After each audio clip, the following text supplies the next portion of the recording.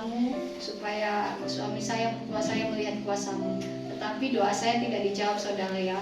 Itu kalau nggak salah 1,5 tahun. Pokoknya mulai ada vaksin pertama itu ya. Makanya waktu itu Mbak Ida bilang, ayo Mbak Ida vaksin gitu ya. Saya bilang tidak, soalnya saya sudah ada benjolan saudara ya, tapi kecil, belum pecah gitu ya. Saya nggak berani Mbak Ida, saya nggak berani vaksin. Ya supaya nggak berani saya gitu ya saudara ya. Sampai sudah pecah dan saya terus berdoa. Saya itu tidurnya sendiri saudara, tanpa suami saya tidur sama anak saya. Jadi setiap jam 8 malam saya masuk kamar, saya tutup, saya berdoa. Terus saya berdoa, kadang bangun sebentar saya berdoa, bangun sebentar saya berdoa. Suami saya itu curiga, ada apa istriku ini kok setiap kok bangun berdoa. Tapi saya nggak berani ngomong saudara ya. Terus akhirnya suatu saat itu ada bapak polisi datang saudara ke rumah, ngomong, di sini siapa yang belum vaksin saudara? Aduh, saya itu bener-bener setengah mati. Saya ke dapur, saya mau darmander, Tuhan aku harus ngomong opo iki ke suamiku. Saya bilang gitu saudara, harus ngomong opo iki. Terus akhirnya saya tenang, seperti tadi Ibu Pembalap ngomong, harus tenang saudara. Terus saya bilang, Tuhan, opo aku harus jujur ya Tuhan. Kok takut bojoku ki kok syok, aku ngomong gitu ya saudara, gitu. Tapi sebelum itu ibu saya datang ke rumah. Sebelum ibu saya datang, Mas Yusa datang ke rumah. Saya ke rumahnya ibu karena Mas Yusa datang ya. Terus lihat saya, Duk, kowe kok tambah cilik ono apa Mas gitu. Saya nggak berani ngomong saudara ya. Terus akhirnya berapa hari terus Mas Yusa itu masuk ke ibu dulu datang, baru Mas Yusa. Ibu dulu datang terus ngomong masuk kamar. Saya nggak berani saudara, saya takut setengah mati mau ngomong sama ibu, saya takut ya. Terus ibu saya bilang, Dok, ibu tahu, ibu pernah mimpi kamu seperti ini. Coba ibu lihat, ngomong jujur terus terang gitu ya. Saya nggak berani ibu, saya nggak berani ngomong Dok. Coba lihat, saya tahu kamu ada penyakit ini, saya tahu gitu. Jadi saya buka saudara cuma sedikit. Ibu saya menangis saudara, menangis di situ di kamar, saya juga menangis. Kemudian kami berdoa. Waktu berdoa saudara ya, saya benar-benar terus terang, saya merasakan seperti kesetrum saudara. Pegang tangannya ibu itu seperti baju saya, tangan saya kesetrum. Saya merasakan ini saya ngomong. Sudah itu saya ngomong dulu begini gitu ya.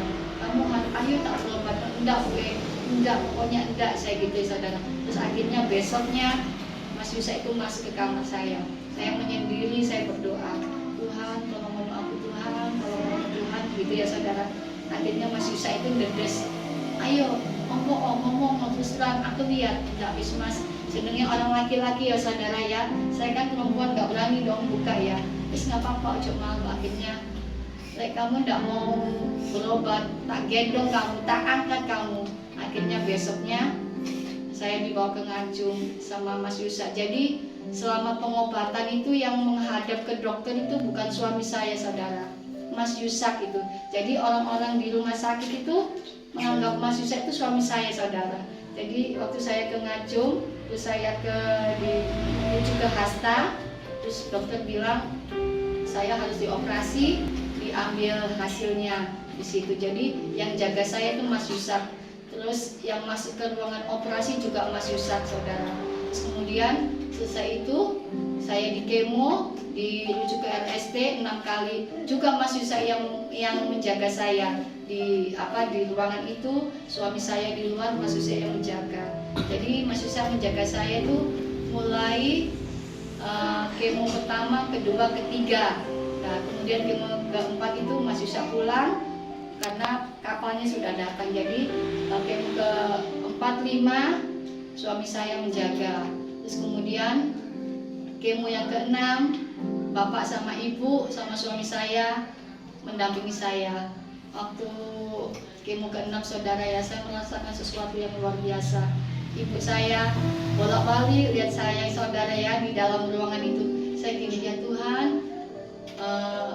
saya jauh di Medan, tapi ibu di tempat ini saya merasakan seperti ibu saya itu datang saudara, menghampiri, sepertinya beda di situ saudara.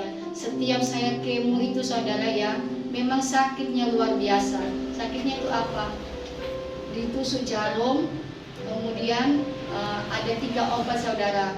Itu yang saya rasakan sakitnya luar biasa. Obat pertama tidak sakit, obat kedua itu yang sakitnya luar biasa, obat ketiga itu biasa. Sampai saya 6 kali di kemo sakit saudara ya. Yaitu kemo pertama, kedua, ketiga itu saya jalan nggak bisa, saya sempat jatuh di rumah. Dan ke gereja saudara, saya pakai tongkat. Jadi mertua saya pakai tongkat, saya juga pakai tongkat. Jadi suami saya menghibur, do ono mbah-mbah loro di omah iki saudara gitu ya. Jadi saya ke gereja gitu tuh suami saya gini ke yang jaga parkir, maaf ya mas, ono mbah-mbah loro lewat, mboten nopo-nopo gitu saudara. Saya dihibur ya. Kemudian kemo ke-6, dokter mengatakan ibu tidak bisa dioperasi, harus sinar.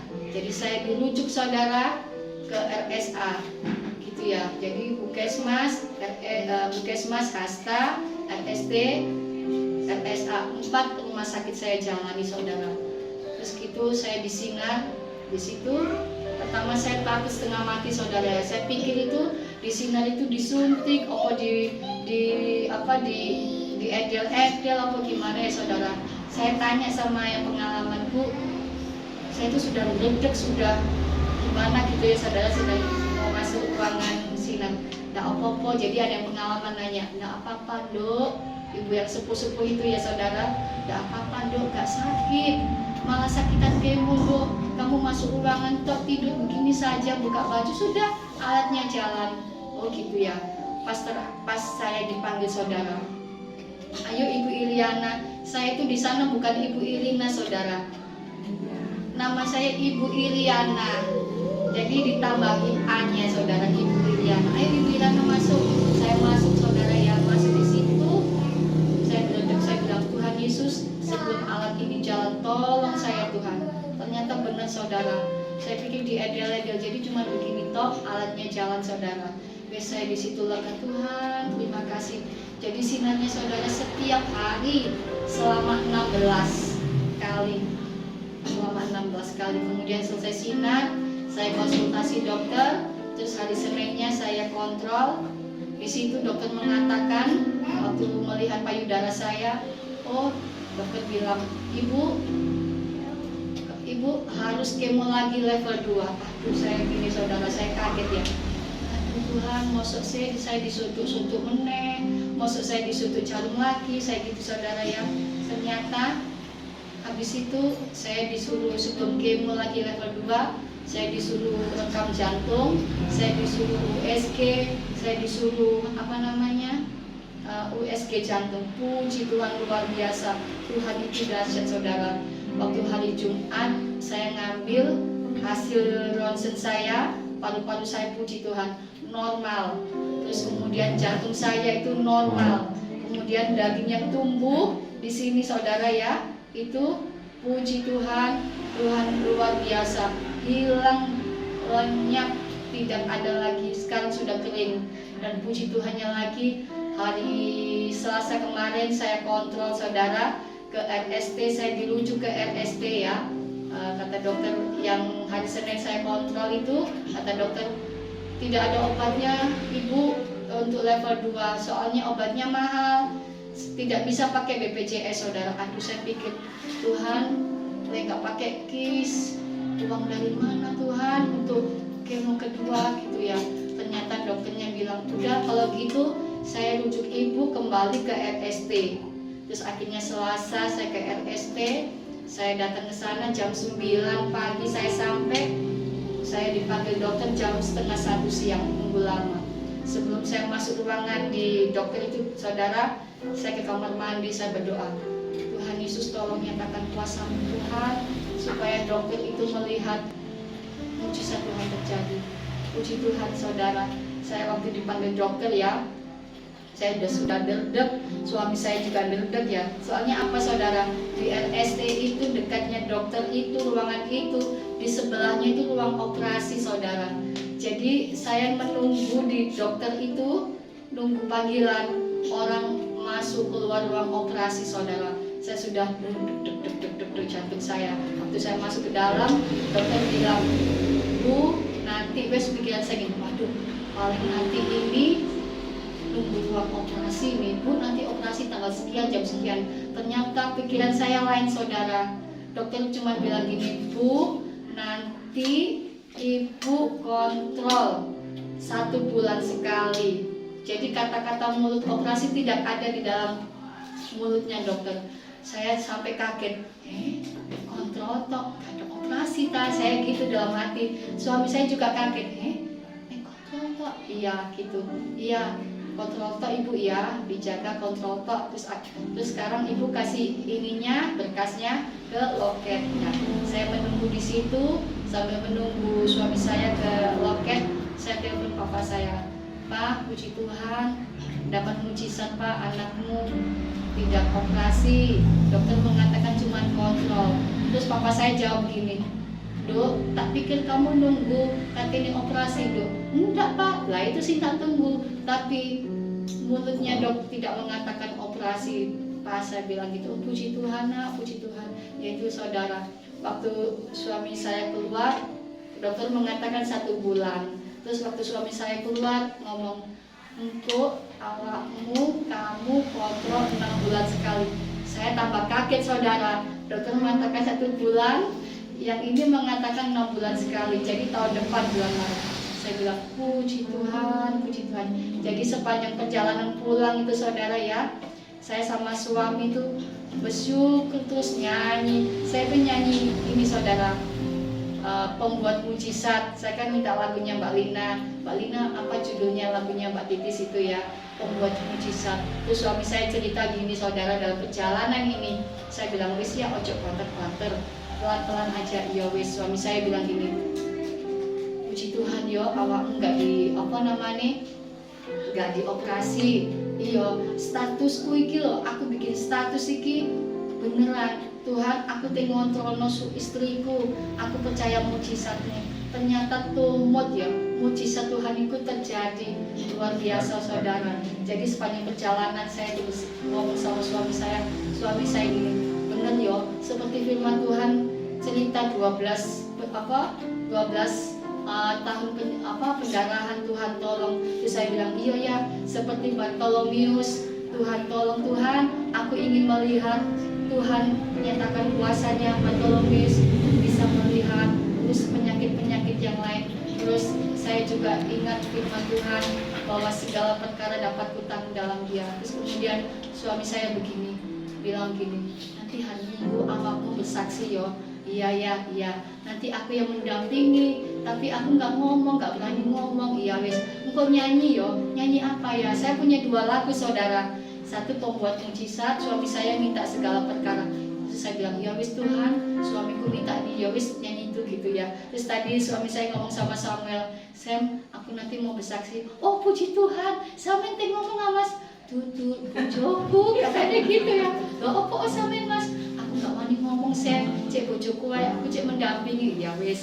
Terus tadi saya ke Bu E, aku nanti ibadah, saya mau menyaksikan kemurahan Tuhan Bu E. Iya. Terus tadi saya pikir Ibu WA sama Mbak Iroma. Saya tunggu. Saya sudah di rumah, sudah gini Tuhan, saya mau ke Jombang, saya mau bersaksi bahwa Tuhan Yesus itu dahsyat saudara. Ternyata saya tunggu, nggak ada doang kesaksian.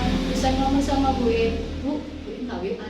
Enggak dong, di hati saya wis ndedek Tuhan, aku mau wis ngomong be Tuhan, mau suka ditulis di depan Tuhan, kayak enggak iso Tuhan, aku harus bersaksi. Terus katanya Bu ngomong nang Mbak Lina, saya ngomong ke Mbak Lina nanti bersaksi bilang memangi ya wes gitu ya. Terus saya puji Tuhan, saya rasanya kalau nggak bersaksi kemurahan Tuhan, rasanya saya punya utang saudara sama Tuhan. Tapi puji Tuhan luar biasa apa yang saya alami. Jadi ini membuktikan pertolongan Tuhan luar biasa buat suami saya bisa lebih dekat sama Tuhan, supaya mertua saya yang dulunya bolong-bolong ibadah, sekarang saya bilang, Mak, anakmu sudah dapat mujizat, mak harus ikut ibadah. Iya, lek awakku gak apa-apa ya dok, lek awakku lemes, aku ya gak bisa ya, saya gak bisa paksa ya saudara, soalnya mertua saya sudah sepuh, jalannya masih pakai tongkat. Tapi luar biasa, tinggal satu kerinduan saya saudara, mungkin lewat ini Tuhan nyatakan kuasanya supaya kakaknya suami saya kembali kepada Tuhan Yesus, menerima Tuhan Yesus sebagai Tuhan dan Juru Selamat. Itu yang saya minta. Saya percaya Tuhan Yesus sudah tolong saya percaya kedua kakak ipar saya pasti kembali dengan cara Tuhan yang ajaib. Saya mengucapkan banyak terima kasih buat Ibu Gembala, buat Om Yodo, buat Mbak Lina, dan juga Bapak dan Bu E, dan sidang jemaat semua yang di sini yang sudah mendoakan saya, sehingga dengan kuasa Tuhan, mujizat Tuhan, saya mengalami pertolongan Tuhan yang dahsyat. Bukan hanya orang lain yang bisa mengalami pertolongan Tuhan, tapi saya bisa mengalami secara pribadi. Dan biarlah lewat ini saya semakin setia, saya semakin mendekat kepada Tuhan. Dan saya dalam hati saya gini, setiap saya ibadah di gereja saya gini, saya lihat orang-orang yang singer saudara. Soalnya dulu kan saya juga singer ya. Saya gini, Tuhan, kapan maneh aku singer ya Tuhan. Aku tuh kepengen singer Tuhan, kepengen melayani lagi Tuhan, bawa puji-pujian gitu. Soalnya dulu Ibu Gembala pernah saya Mbak Irin, saya belum bisa ngasih samen tugas. Soalnya saya samen masih dalam perawatan, dalam berobat gitu ya. Tapi puji Tuhan, lewat mujizat ini saya rindu terus melayani Tuhan sampai selama-lamanya dalam hidup saya. Terima kasih. Biarlah ini menjadi berkat, menjadi kekuatan buat kita. Seperti firman Tuhan tadi, kita harus tenang, kita harus kuasai diri kita. Apapun yang kita alami, jangan kita mengeluh, tetapi selalu bersyukur. Seperti yang saya alami, waktu saya sakit ini, saya tidak pernah melihat suami saya mengeluh saudara. Saya tidak pernah melihat suami saya mengeluh. Justru suami saya itu semangat mengantar saya, merawat saya. Terus kadang itu suami saya selalu bersyukur. Itu yang saya alami bersama suami. Terima kasih buat waktunya, buat saya untuk menyaksikan kemurahan Tuhan yang luar biasa. Saya percaya apa yang saya rasakan, Bapak Ibu Saudara juga akan mengalami mujizat Tuhan yang luar biasa. Puji Tuhan, terima kasih dan semua berkati. Maaf saudara kalau kepanjangan ya. Terima kasih dan semua berkati.